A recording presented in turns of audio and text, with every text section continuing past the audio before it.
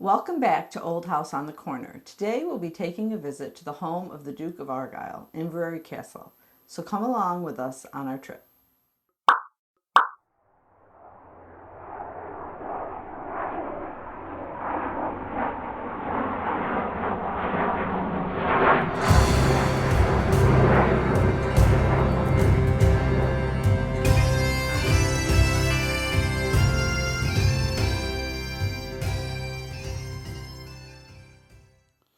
From the Kilchurn Castle viewpoint, we would continue down the route of the A819 along Loch Awe.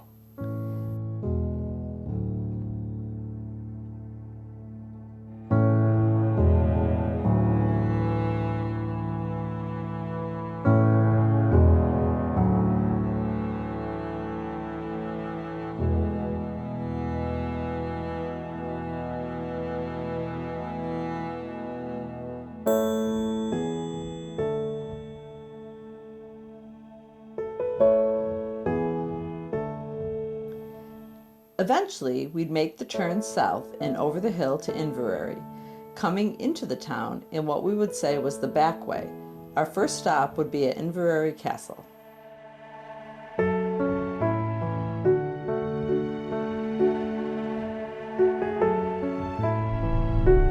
Now turn left onto A83.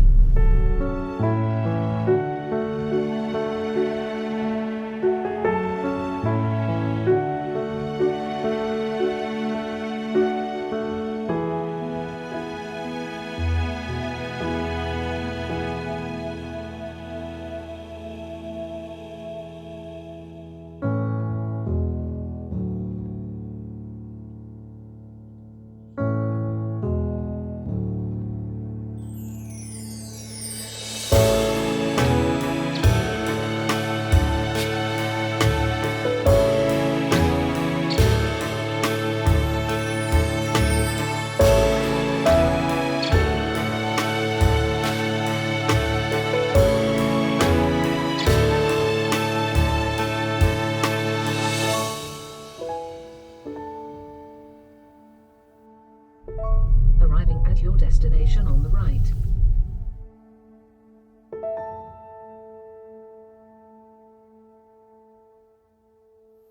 We parked our car and we approached the castle, just on the other side of that hedgerow. And there, finally, it stood before us, Inveraray Castle, home of His Grace, Torquil Ian Campbell, the 13th Duke of Argyll, and the current chief of Clan Campbell worldwide. He is also referred to by the Scottish Gaelic name Mahalan Mór, which means son of Colin the Great, as all the Campbell chiefs have been called since Sir Colin. The Duke is just 8 months older than I am. Video footage was not allowed to be taken while inside the castle, only photographs. So we took plenty of photos while inside as well as video footage outside that we'll share with you. It is a very pretty and impressive castle that has been in the Campbell family since it was built in the mid-1700s, at which time it replaced an older Campbell castle that had been built in the 1400s.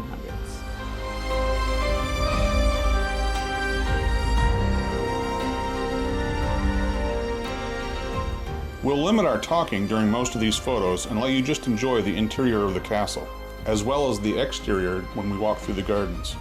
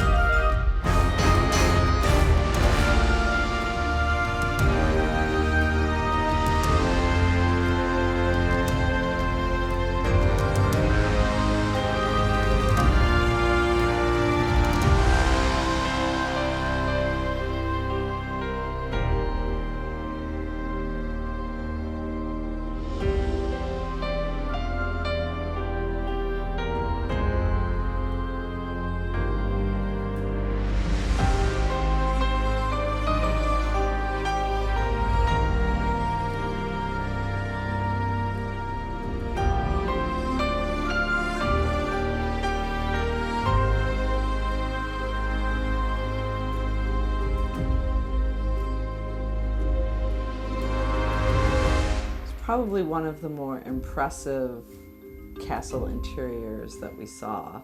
There was a lot of detail, and there were people explaining certain things in certain rooms, and there was also a lot of displays that explained different things, like the fire that they had, and the rebuilding of it, and different.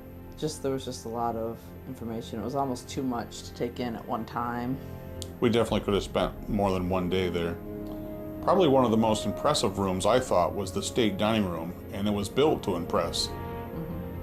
Also, going through it, you're figuring you're only going through part of the castle, because we didn't go through the private quarters. So the whole thing is so large, you don't realize how big it really is. Yeah, there's a number of rooms we went through that are only open to the public, and the rest of the castle is all private. So we only got through a fraction of it, and there was quite a few rooms and a lot of space and a lot of artifacts that we saw.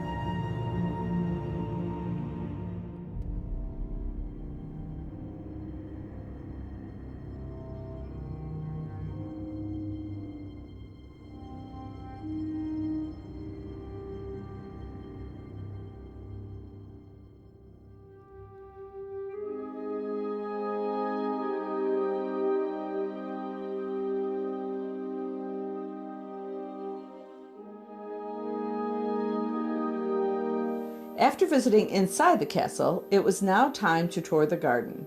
It was easy to see why Inveraray Castle is annually in the running for Historic House's Garden of the Year.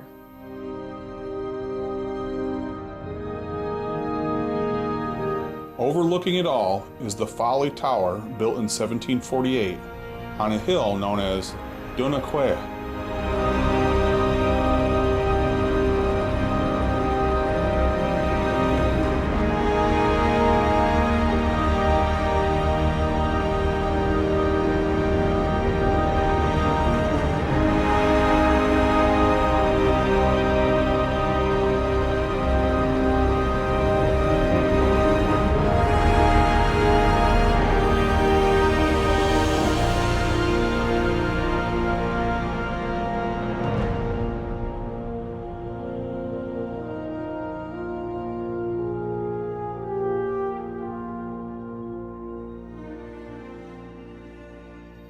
This friendly couple from Devon, England, offered to take our photo after we took theirs.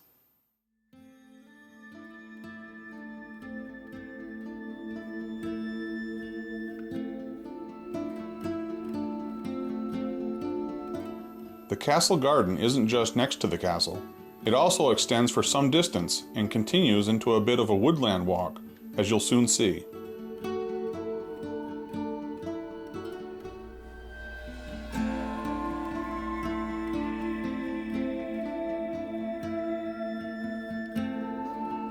We actually watched, dumbfounded, as a young couple stepped right out onto this lawn just to get a photo for themselves.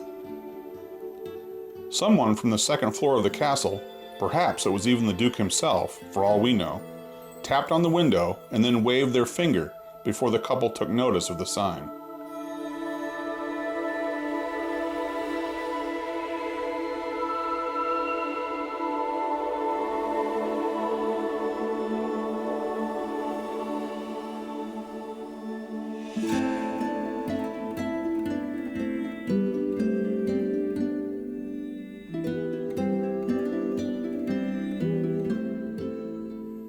There were various flowers of different types and colors throughout the garden.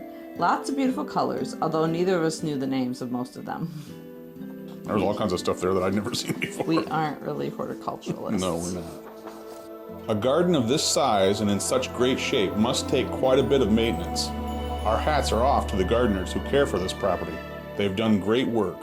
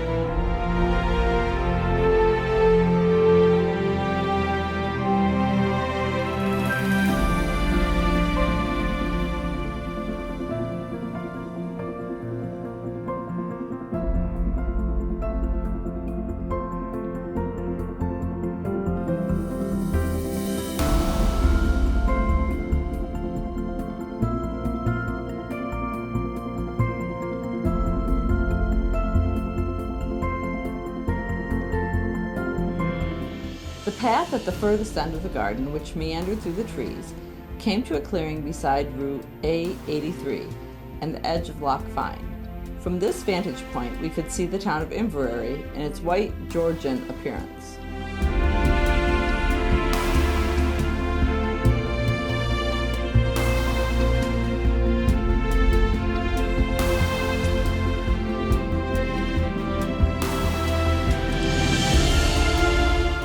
After viewing the town, we rounded the loop and began to head back towards the castle and the end of our tour.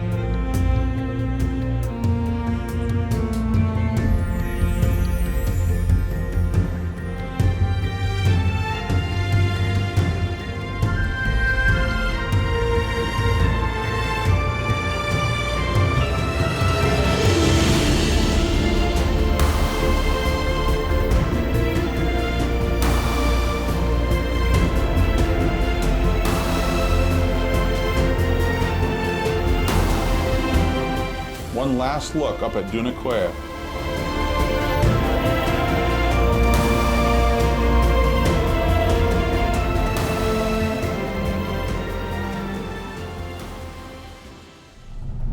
Please follow the directional info on the display. When leaving, please turn right. Because you go out on this side of the booth.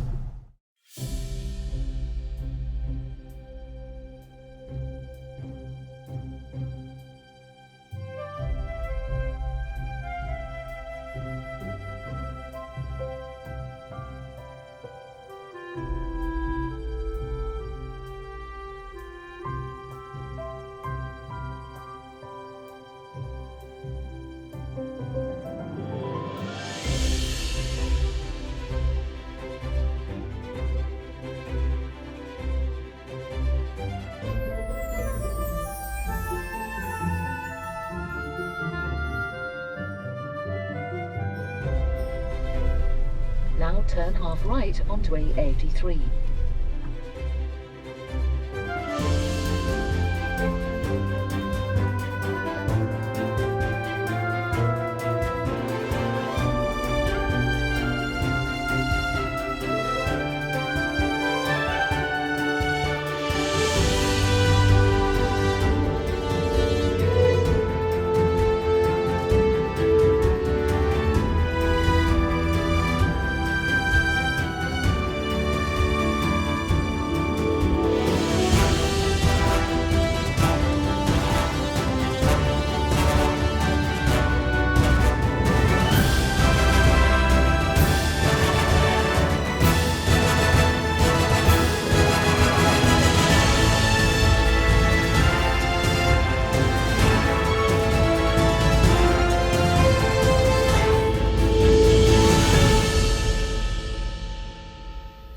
Once we were parked in town, we spent a little while looking at the buildings nearest to the pier and also popped into a few looking for souvenirs, mostly for our kids at home.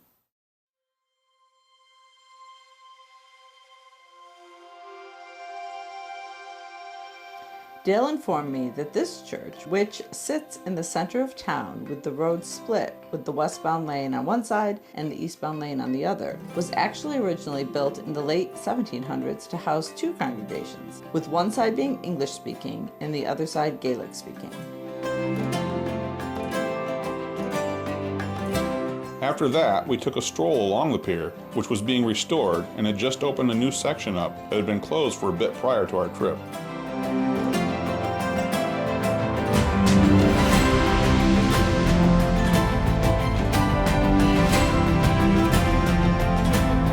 It was nice to sit and relax in this scenic lochside town and just take in the scenery.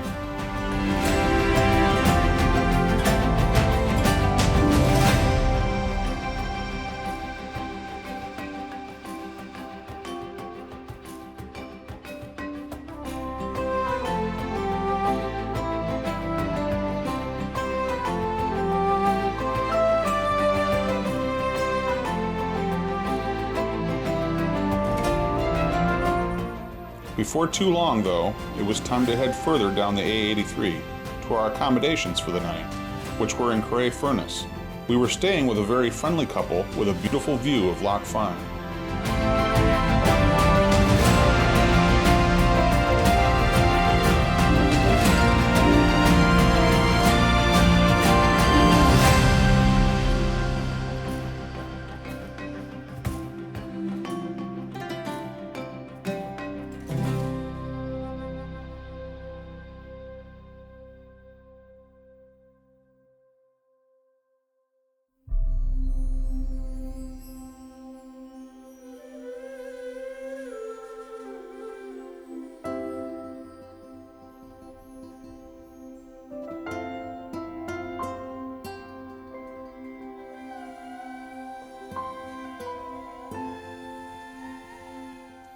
After checking in and getting our luggage unloaded, we headed out for dinner in another town even further, Lochgilphead.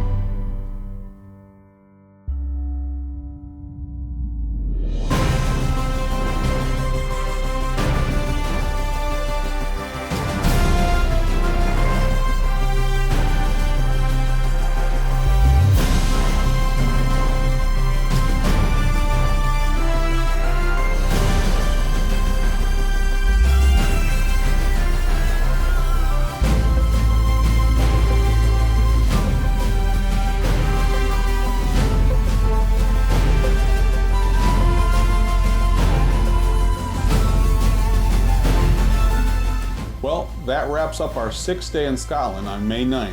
Thanks for following along with us. We hope you enjoyed the visit to Inveraray Castle and the gardens and the town. Remember, if you enjoyed this video, give us a like down below.